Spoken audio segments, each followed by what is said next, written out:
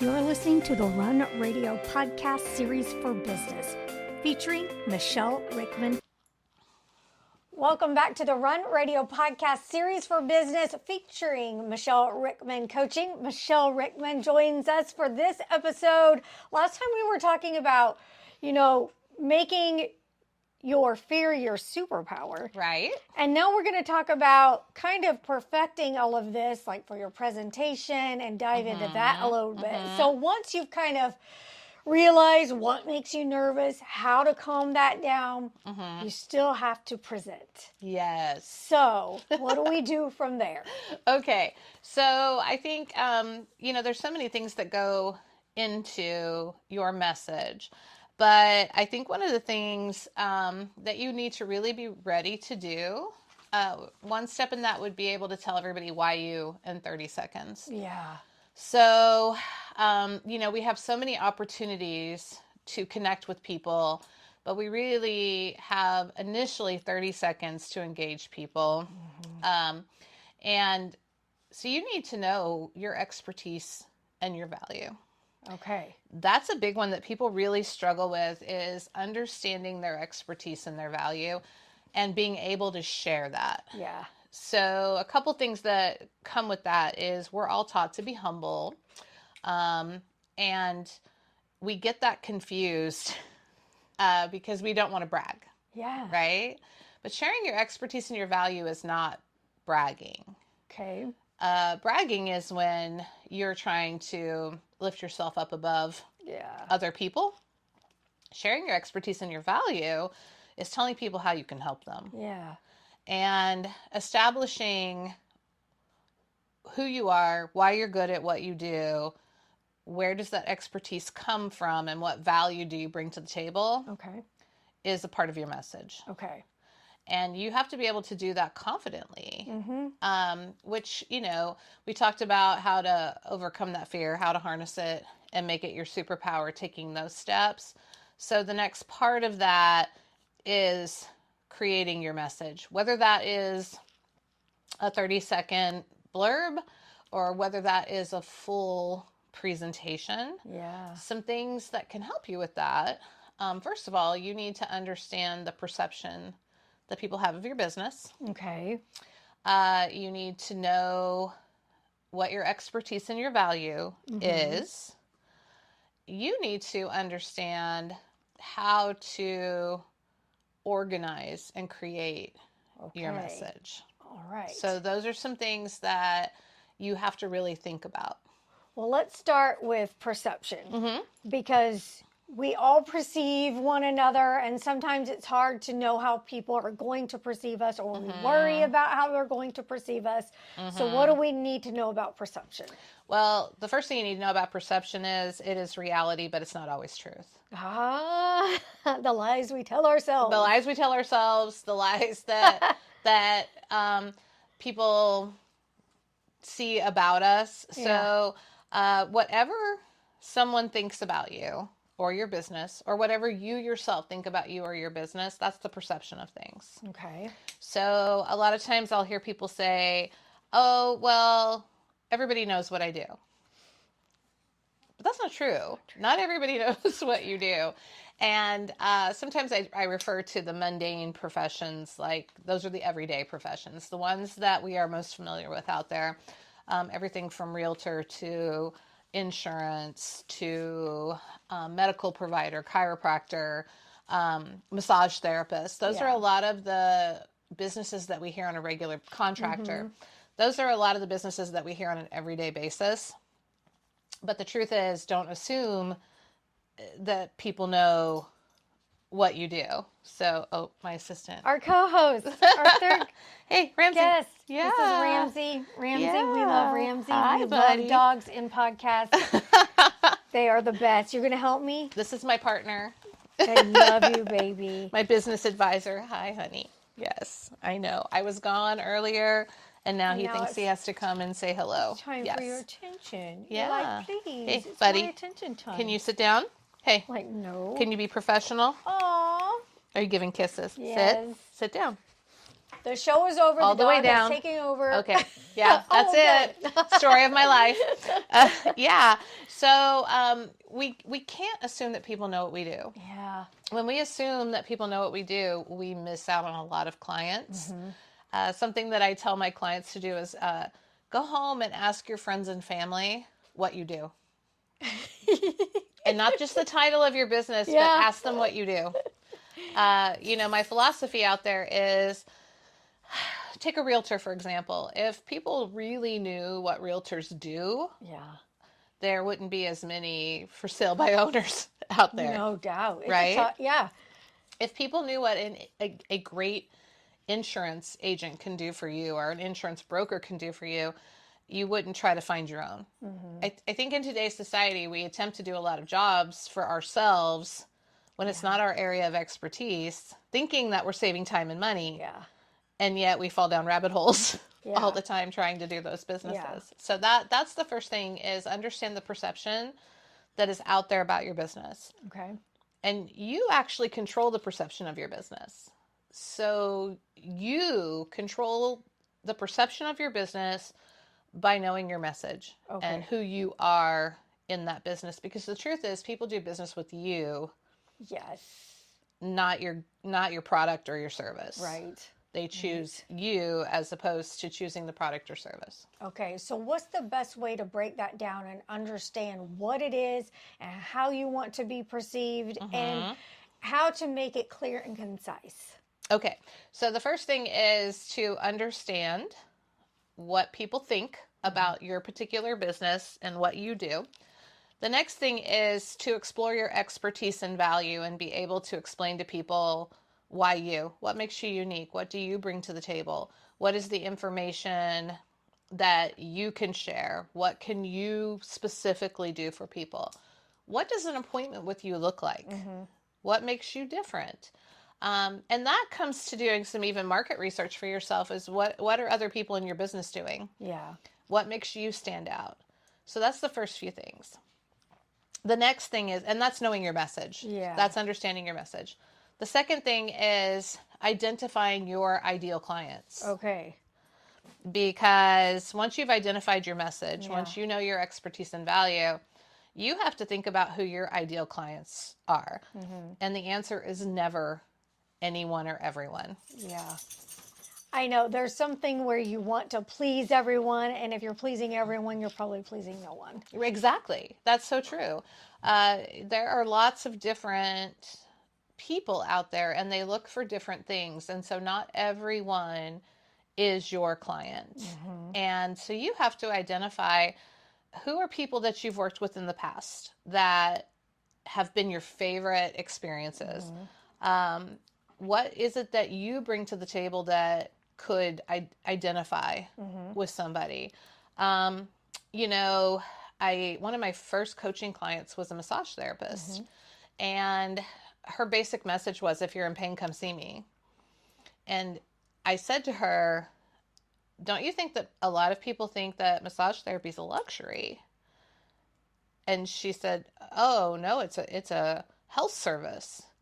And I said, but I've never heard you say that. I've never heard you explain to everybody what you could do. Yeah. And I said, so if you could just right now pick your ideal client, who would you pick? And she goes, I think vocal performers. What? Exactly. Yeah. That was my response. And I said, what do you mean? And she said, well, I've worked with a lot of vocal performers, and I have some techniques that I can use to help.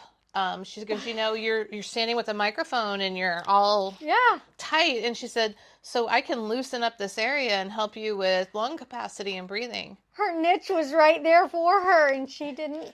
And I said, why? I've never sharing. heard you say that. Amazing. And so at the very next time I heard her speak about her business, she brought that into things. And she said, I do have a special service that I offer. And she had 3 new clients through that. That's so great. I said, if you don't tell people, how do they know? Yeah. We don't know what we don't know about a business. Yeah. We can know all of the nuts and bolts of our own business, but that doesn't mean everybody else does.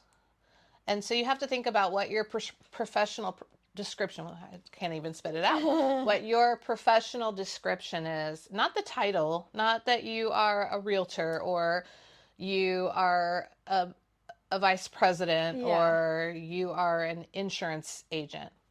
What does that mean in your world? What is it that you do for people? And that comes into your professional description of who you are. Are there certain words that we should be looking to use or? Yeah, I think if you stop to think about what words trigger positive thoughts in you. Yeah. So if you think about you partner with people, you focus on success, you teach, you guide, you lead. Those start to be words that we can resonate with. You do personalized things. You do individualized programs. Things that make those clients feel important to you. So if you're an insurance agent, and I think I know what that is, right? Right. So why you? Out of all of the insurance agencies that I drive by and the ones that are advertised on TV and online, what is it that you do? Because those are just generic plans, right? Well, the answer to that is no. Right. But if you say that you partner with people to come up with an individualized coverage for their personal situation, that's a lot different than, hey, let me cover your home and auto. Yeah. So it makes a big difference when we're thinking from that perspective. So you want to use thought jogging words. You want to have feeling in your message. And does it matter? I feel like a lot of times we get hung up on how big our business is, or if, how do we kind of frame that around not trying to sound like you're more than you are, but also not trying to belittle your own worth and self as a company? Does that make sense? Oh, absolutely. So your expertise and your value. Yeah. So that's something that people get a little confused about, but that's where you're bringing it to the forefront. It doesn't matter if you've been doing something for a year or for 30 years, or maybe you just started in 3 months.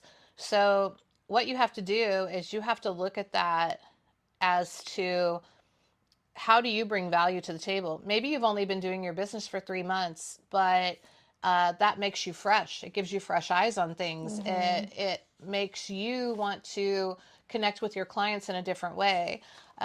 Maybe you are a lifetime learner, and just because you've only been in this business for 3 months, maybe your past experiences bring that to the table for you. So I always like to give visual or thought-provoking examples. Maybe you have chosen to sell life insurance because of your own experience. And maybe you've only been certified to do that for 3 months, a month, 2 months, whatever. But you bring that to the table, that this is based on your own life experience. So you're sharing that story of maybe someone you know who lost a family member and they weren't covered, and hospital bills and just the things that come to mind for you. Expertise doesn't always mean in that job, in that moment. Yeah. So our expertise comes from a lot of different places. So your expertise comes from the fact that you're a runner. You've been in radio. You have a lot of different experiences. You have a chronic condition, so you can relate to people who have struggles that are different than other people's. So those are all a part of your expertise and your value. Those are the things you bring to the table. Did you have trouble coming up with your own set of all of, trying to find your words and all of this? I mean, we would assume, Absolutely. you're the coach, you know how to do it. But sometimes you're too close to the situation. So what did you do to... So when I first started thinking about coaching, actually in my path to do this, I was a high school teacher. And so that's pretty structured. I have lesson plans, I have curriculum. I know what that's going to look like. I did student teaching. I was in the field. So then I decide to shift businesses, and I'm in sales and connecting with people, and then training other adults. So by the time that I got to starting my own coaching business, I really had to stop and think about, what is my expertise and value? My degree is a Bachelor of Science in Education with an emphasis in English and speech and drama. So how does that qualify me to be this coach? Right. Well, it's my experience that comes with that, and working with kids who had never done that before. And I really had to sit down and come up with a list of what makes me unique and my own experiences and what I bring to the table. So, for example, in the world of coaching and presentation coaching, one of my specialties is working with other people in a direct sales or MLM setting to maybe move to the next level or set themselves aside. I had to start thinking about my own experiences and what I brought to the table. Yeah. That was where I started. Yeah. And then I had to think about, why me? Well, I'm able to see what people want to say. I'm able to hear your words and help you organize those and put them into a message. So it was a journey for me as well. When I took out the product that I was helping people with and the product became me, I really had to sit down and think about that. Yeah. So it's a journey that I've taken myself, which I think is why I can partner with other people and take them through the process. Okay, you mentioned kind of organizing it. So once you do, you've kind of picked out some of those words, you figure out what makes you unique. How do you really organize that in a nice, neat package? Okay, so the first thing, that anytime you're giving a presentation, it doesn't matter whether it's your 30 seconds or it's a presentation in front of a large group of people for an hour. The first thing that you need to do is decide what the content's going to be. What's your topic? What are you going to talk about? Once you have your topic, you need to break it down into points or sections. So let's say that I'm giving a presentation about creating your message.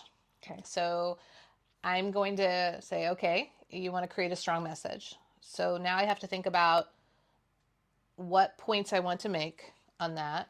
So I suggest listing each point. Then you need to get your supporting information for each of those points. Okay. So if this is step one, or this is the first supporting thing you want to talk about, this is your first topic, sentence, whatever, you've got your whole topic, this is the next point you want to make about your topic. Then you have to figure out what your supporting material is for that. Why do you say that? What are some examples? What are some statistics? What are things that you can put into that information topic? Okay. Once you have those, let's say you have 3 of them, then you need to look at it and make sure that you have them in order. Okay. Walk through it. Is it really the order? Is it really what you have to see first, what you have to see second, what you have to see third? Okay. So once you have that, you've got a flow. Okay. Now you understand that this is point 1, this is point 2, this is point 3. Here are the things that support point 1. Here are the things that support point 2. This is the flow of it. Then you're ready to make an introduction. Okay. People always try to make their introduction first. It's hard to make an introduction to something that you haven't fleshed out. Oh, okay. Yet. Okay. So you want to make your introduction then. In your introduction, you want to share your expertise and value, why you're the person who can talk about this. You want to introduce the subject and why this is the subject that you've chosen for the people. So you're taking those 3 points, you're looking at them, or however many points you have, and what is the overall description of this message? Okay. Then you want to create your conclusion. And your conclusion is really just summarizing the message. It's bringing everything together from beginning to end and quickly wrapping it into a package to say, here it is. Yeah. These are the points again. This is why this benefits you. This is how you can use it. And, there's an old adage in teaching public speaking that is, tell them what you're going to tell them. Tell them. And tell them what you told them. I was going to ask you about that. Is this along those premises? And you answered it for me. Yes, it really is. Tell them what you're going to tell them, and then tell them what you've told them.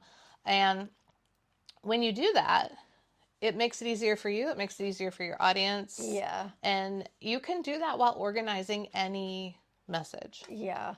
So some of the things like when you're doing this, you want to also make sure that you're being concise, you're not going on, maybe give some examples. You have a note here, speak in images. Yes. So explain that. Okay. So speaking in images is giving an example of something or creating a picture. So you have to remember that when you have an audience of people, regardless of what size that audience is, 500, you have all of these different learning types out there. So you don't just want to use words. You want to use descriptions. You want to use visual examples. And when I say visual examples, I don't even mean, a slideshow or presentation. Yeah. It's giving information that the people in the room can relate to. Yeah. I always think about in Golden Girls, the show Golden Girls and Sophia. Picture it. Sicily. 1929. It is true. You're creating this visual stance. You are. Setting that up. Yeah. And so that's talking in pictures and giving the visual pictures of things. Okay. So then once we know what we're going to say when we talk and we're presenting our message, what are some tips for making sure we pull it off right? Okay. So I think one of the things that's missing for most people is not practice, but the way that they practice. Okay. Explain. So it's your message. You created it. You've put the information together. So it came from here. What a lot of people do to practice is they have it all typed out like a paper that they're going to turn in. And then they just read it over and over again like it's a script. Yeah. Okay. And while doing that a few times is good to get your flow down, trying to say that you practiced it because you read it over and over again isn't as effective as you think. Okay. The reason is that you're trying to memorize it word for word. Yeah. So that's a lot of pressure and a lot of stress. Yes. Especially if it's a longer speech. If it's a 20, 30-minute speech. Oh my goodness, yeah. That's a lot. Or people attempt to read it written out in full form and thinking that they can just go back and look and glance. That doesn't work for everybody. It's very stressful. You're actually setting yourself up to be stressed by doing it that way. So what I suggest with my clients and what seems to work really well for everyone is, read through it the first few times. That's great. When you are ready to practice it, create bullet points. Okay. You do not need the entire written process now. Yeah. You've used it to organize your thoughts. You've put it all together. Now you can bullet point. So when you're bullet pointing each thing, you want to start with the topic, whatever that portion of it is, whether it's your introduction, whether it is your first point. You want to start out with that. Then you want to break it down into small chunks. Yeah. So this came around to my acting background. Okay. When you're an actor and you're memorizing a script, people who don't have experience with this would have no way of knowing. But when you're ready to be what we call off book, meaning that you can't stand up on stage with your script anymore, you have a prompter. Okay. So there's somebody else who's following the script. You've read through it 100 times. You've practiced it. You've memorized your lines. So now all you should have to do is say line, and the prompter should be able to give you the first few words of the line, and you should be able to go from there because it's all in here. So bullet points are really the same thing. Okay. They're your prompter. Yeah. to help you move into the next thing. Yeah. Maybe it's a few statistics or numbers or information that you need to have written down. What I find for my clients is if you've practiced it that way, you can take your notes out there and with a glance, you can be right back on your way again. And so, bullet point, then practice performing it. Not just practice it as in memorizing it and reading it.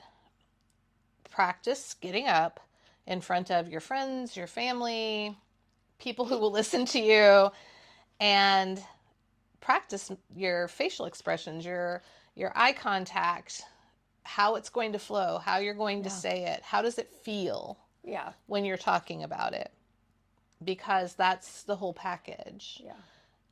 You can also do it in front of a mirror where you can see yourself. And if that's not as comfortable, you can always video yourself. Because you do need to be aware that your facial expressions and your body language are matching what's coming out of your mouth.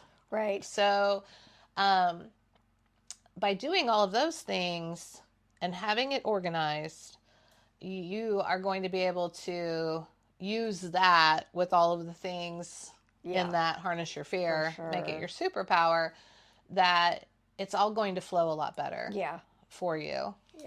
And what you're saying with the practice out loud, like you're saying, because when you hear it and you hear yourself saying it instead of just reading, it hits different. And it does give you that confidence when you are in front of the other people. You're like, okay, this is how I intended it to sound. Exactly. You know what words that you want to hit that are more impactful, and or if you need to restructure something, sometimes you're like, why did I word it that doesn't make sense. Absolutely. You'll start to say it out loud and you'll think to yourself, well, that's not what I wrote, but that's what I want to say. Right. That's not what I typed out on the page, but that's what I want to say. So you do want to make sure that it has a flow to it. And if you record yourself, that's huge. And when I say record yourself, people get really uncomfortable with that. You just need to set up your phone or whatever and just take off. Don't look at the phone. Have it off to the side. Pretend like you're looking at your audience. Record it while you're giving it to your kids, your spouse, whoever, and watch yourself. What kind of gestures are you making? What kind of facial expressions are coming off on you? Are you making eye contact? But also listen, because what you just said is very true. Sometimes you'll listen to yourself and you'll be like, oh, wait, I knew what I wanted to say there. That wasn't it. That wasn't what I wanted to say there. Not what I wanted. Right. All right. So we've overcome our nerves. We've got the body language down. We're practicing our facial expressions. Now what can we expect? Well, once we've done all of that, what we can expect is a stronger outcome. We can expect to connect with the people and actually bring them value. We've taken the time to be thoughtful and organize. We're going to be able to expect to be more effective. We are going to be able to connect with our audience. We're going to bring more impact, and we are going to be sharing our expertise and value in a way that is helping people. And that is going to, from a business standpoint, that is going to bring business to you tenfold, because you're going to be able to better connect with clients. You're going to be able to get more referrals to your business, and you're going to be able to make that impact with the people that you want to make the impact with. You're going to bring in your ideal clients. You're going to let people know what you can do for them. Thank you so much. Yeah. Michele Rickman Coaching. The next episode, we're going to be talking about perception and the personal brand. Yes. So join us next time. In the meantime, MicheleRickmanCoaching.com for more. MichelleRickman.com. MicheleRickman.com. That's right. Yep. And also on social media. On social media, Instagram, Facebook. Yeah. All right. We'll see you there. Thanks so much. Thanks for listening to the Run Radio Podcast for Business series featuring Michele Rickman Coaching. Learn more about Michele and her coaching at michellerickman.com.